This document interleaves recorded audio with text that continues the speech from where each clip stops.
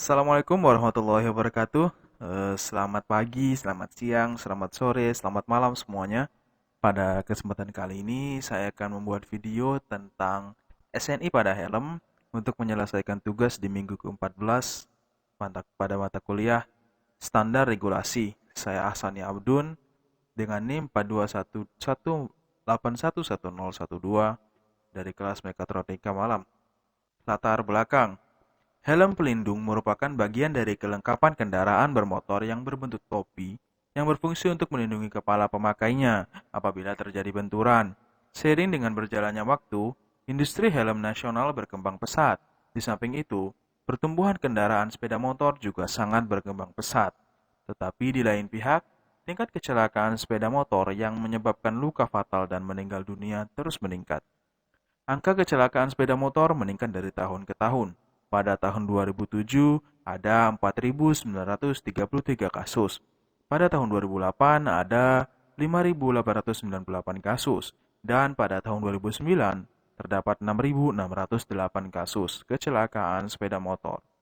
Hasil penelitian di Indonesia, 88% atau satu dari tiga orang korban kecelakaan sepeda motor mengalami cedera di kepala. 66,7% korban berumur antara 20 sampai 39 tahun dan 25% kematian akibat kecelakaan adalah pengendara sepeda motor.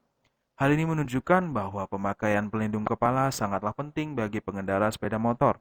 Melihat kenyataan ini, pada tahun 2007, Departemen Perindustrian Republik Indonesia merencanakan penerapan SNI helm secara wajib dengan mengacu pada SNI 1811 2007 yang merupakan revisi SNI 09 1811 1990 terbitan Badan Standarisasi Nasional. SNI 1811 2007 ini mengadopsi beberapa standar dunia, di antaranya BS 6658 1985, EN 960 1994, E/ECE/Trans/505. Namun, dengan angka kecelakaan yang ada, masih banyak saja orang-orang yang tidak menggunakan helm dan tidak mengerti betapa pentingnya helm bagi keselamatan saat mengendarai sepeda motor. Pembuatan standar konstruksi helm.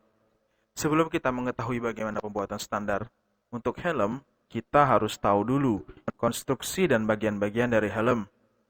Pada gambar di atas dapat dilihat bahwa helm terdiri dari comfort padding, rigid outer shell, impact absorbing liner, face shield, additional face protection, and retention system. Dapat dilihat pada gambar di atas bahwa bagian atas helm berfungsi untuk melindungi kepala melalui cangkang yang berfungsi menyebarkan energi dan lapisan yang menyerap benturan. Face shield berfungsi untuk melindungi mata dan wajah dari debu serta terpaan angin dan memungkinkan kita untuk mendapatkan penglihatan yang baik. Additional face protection berfungsi untuk memberikan kenyamanan dari kondisi lingkungan. Retention system berfungsi untuk mengamankan helm di kepala. Dapat dilihat pada gambar, pada saat ada benturan yang terjadi, maka outer shell yang akan pertama kali terkena benturan dan impact-nya diserap oleh layar setelahnya, sehingga tidak akan terkena kepala. Ini adalah kepala kita, ini adalah comfort padding, yang ini adalah absorption layer yang berwarna putih, kemudian yang bagian luar merupakan outer shell. Jadi saat ada benturan, maka yang terkena pertama kali adalah bagian dari outer shell, serta bagian impact absorption layer berfungsi untuk meredam impact yang ada. Akhirnya, kepala kita tidak akan terkena benturan. Ini merupakan persentase dari daerah yang mengalami benturan. Dapat dilihat bagian dagu, kiri dan kanan mengalami benturan sebesar 34,6%, sehingga helm tertutup atau full face lebih disarankan dibanding helm terbuka atau half face. SNI pada helm. SNI helm ini terdapat dalam SNI 1811 2007. Standar ini menetapkan spesifikasi teknis untuk helm pelindung yang digunakan oleh pengendara dan penumpang kendaraan bermotor roda 2. Meliputi klasifikasi helm standar terbuka open face dan helm standar tertutup full face. Persyaratan dalam SNI helm adalah material atau bahan, konstruksi dan ukuran, serta pengujian. Material dan bahan. Material dan bahan dibuat dari bahan yang kuat dan bukan logam, bertahan pada suhu 0-55 derajat Celcius dan tidak terpengaruh oleh radiasi ultraviolet. Tahan dari akibat pengaruh bensin, minyak, sabun, air deterjen, dan pembersih lainnya. Bahan pelengkap helm harus tahan lapuk, tahan air, dan tidak dapat dipengaruhi oleh perubahan suhu.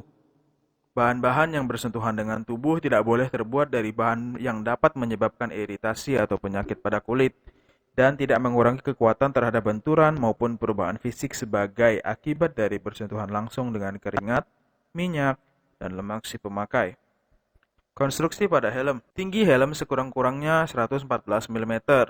Diukur dari puncak helm ke bidang utama, yaitu bidang horizontal yang melalui lubang telinga dan bagian bawah dari dudukan bola mata. Helm harus dilengkapi dengan pelindung telinga, penutup leher, pad yang bisa dipindahkan, tameng, atau tutup dagu. Lebarnya minimum 20 mm dan harus berfungsi sebagai pengikat helm.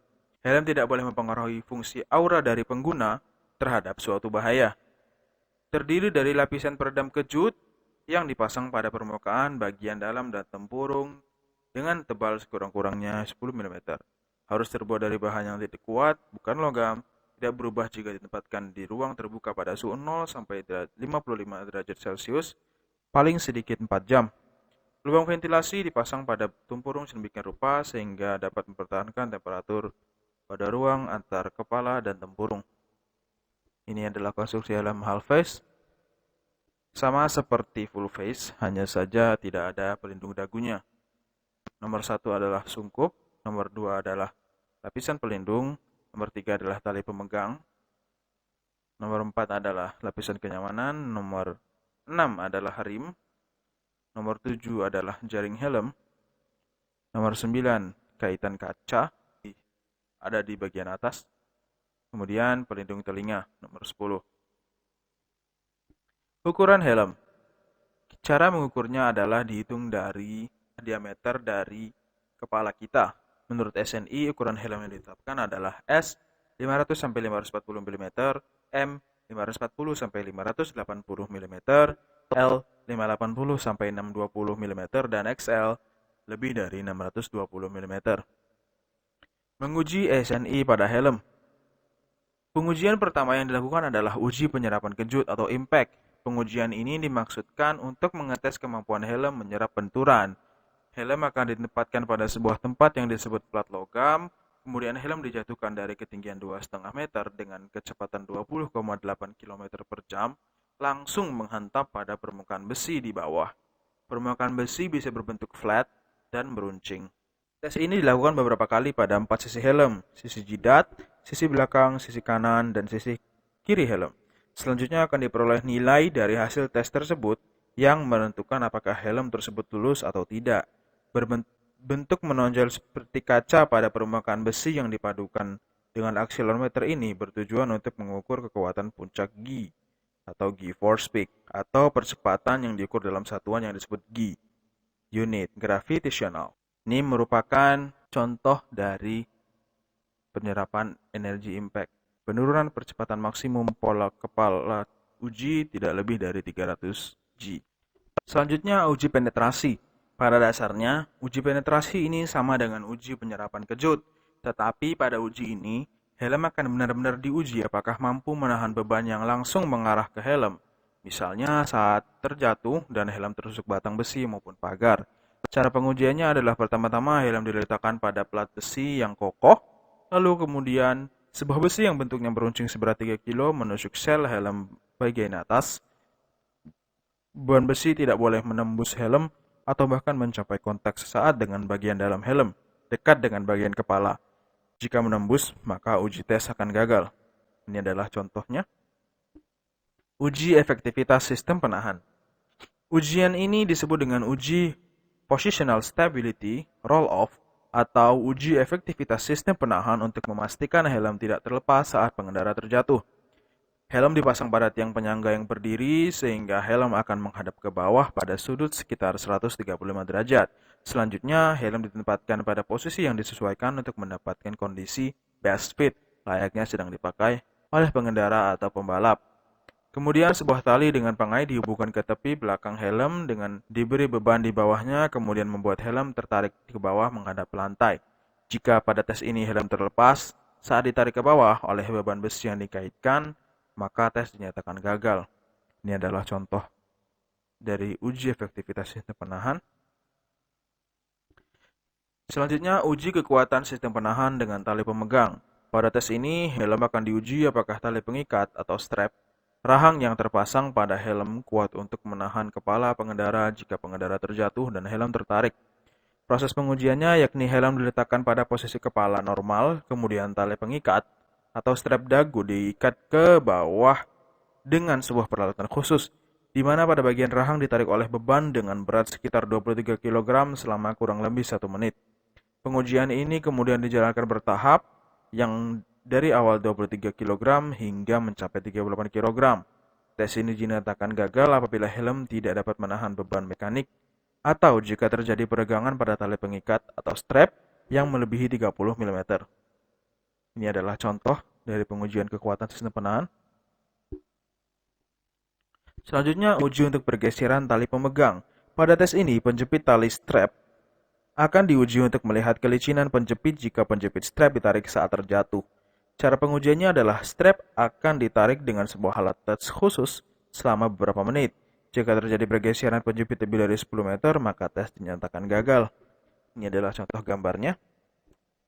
Uji ketahanan terhadap keausan tali pemegang. Ini masih termasuk ke dalam pengujian tali pengikat atau strap.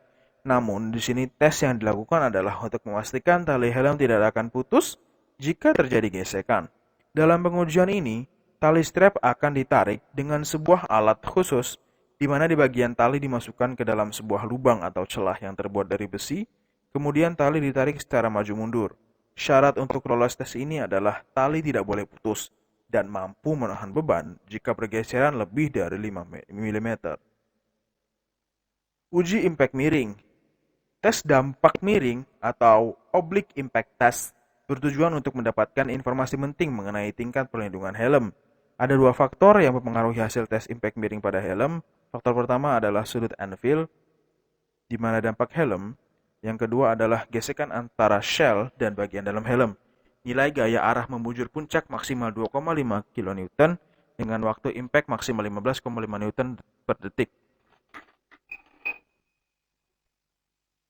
Ini adalah contohnya. Uji pelindung dagu. Selanjutnya, untuk tes helm full face yang memiliki dagu, maka dilakukan tes pelindung dagu. Tes ini untuk melihat kekuatan di bagian dagu saat menerima benturan jika terjadi kecelakaan, dan bagian-bagian dagu menerima benturan. Cara pengujiannya adalah helm diletakkan di sebuah plat di mana bagian dagu menghadap ke langit, kemudian sebuah benda yang terbuat dari besi dengan berat tertentu dijatuhkan dari atas menghantam bagian dagu.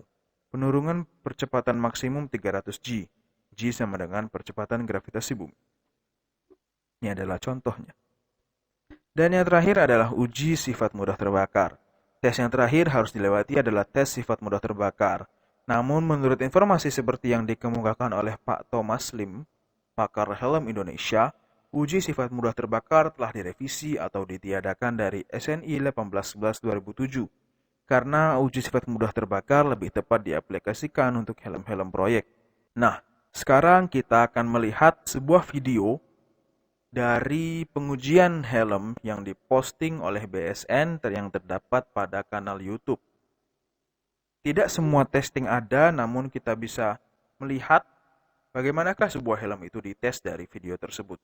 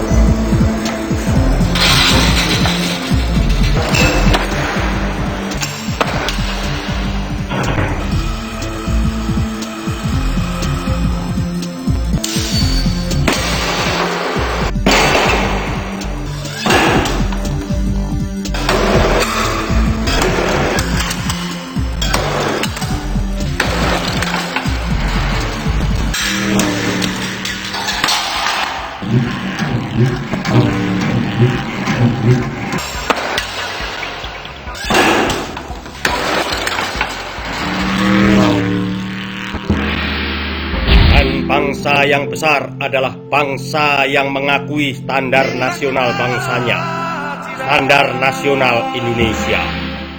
Nah, itu tadi video yang terdapat pada kanal YouTube dari karyawan BSN. Selanjutnya, manfaat SNI helm bagi ekonomi Indonesia. BSN atau Badan Standarisasi Nasional pada beberapa waktu lalu telah melakukan penelitian terhadap dampak ekonomi penerapan standar nasional Indonesia. Penelitian yang dilakukan oleh para peneliti standarisasi BSN dilakukan terhadap 5 produk, yakni air minum dalam kemasan, garam konsumsi beriodium, minyak goreng, pupuk SP36, serta pupuk KCL. Hasilnya tidak berbeda dengan apa yang dilakukan oleh pihak Jerman dan Inggris. Sebagaimana disampaikan oleh peneliti muda BSN, Beiti Nadul Tampu Bolon, total dampak ekonomi dari produk AMDK bisa mencapai 2,78 miliar, sedangkan produk minyak goreng mencapai 17,5 miliar. Garam konsumsi beriodium mencapai 399,3 juta, serta pupuk KCL dan pupuk SP36 masing-masing 0,8 miliar dan 77,3 juta. Angka ini bisa meningkat bila semakin banyak pula industri yang menerapkan SNI. Penelitian itu dilakukan berdasarkan nilai tambah dari penerapan SNI, biaya sertifikasi dan pengujian serta penolakan atas produk impor yang tidak ber-SNI. Hasil penelitian itu menunjukkan bahwa penerapan SNI oleh produsen di Indonesia cukup kuat, memberikan dampak positif terhadap nilai ekonomi negara. Jadi secara umum penerapan standar nasional Indonesia sangat membawa dampak yang baik bagi perekonomian Indonesia, membawa banyak peningkatan ekonomi.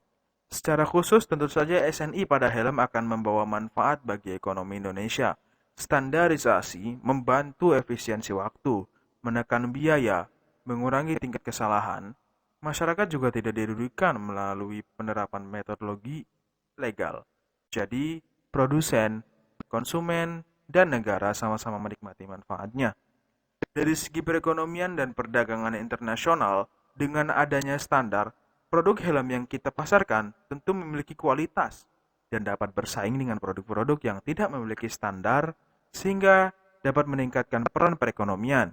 Kebijakan standarisasi ditetapkan oleh pemerintah dan bertujuan serta bermanfaat untuk mengurangi risiko, meningkatkan efisiensi ekonomi secara menyeluruh, memberikan perlindungan terhadap pasar secara berkeadilan, perlindungan konsumen, meningkatkan kepercayaan konsumen, mengelola keanggotaan pada organisasi standarisasi internasional dan regional. Nah, terima kasih banyak. Kita telah sampai di penghujung video. Saya berharap dengan adanya video ini, kita mulai aware, kita mulai peduli dengan penggunaan helm ber-SNI. Karena penggunaan helm ber-SNI sangat penting bagi pengendara. Semoga kedepannya semakin banyak orang yang sadar akan pentingnya penggunaan helm yang ber-SNI agar mengurangi risiko yang tidak diinginkan saat sedang dalam berkendara. Terima kasih karena telah melihat video ini. Lebih dan kurangnya saya mohon maaf apabila ada salah kata maupun salah ucap. Terima kasih. Selamat pagi, selamat siang, selamat sore, selamat malam semuanya.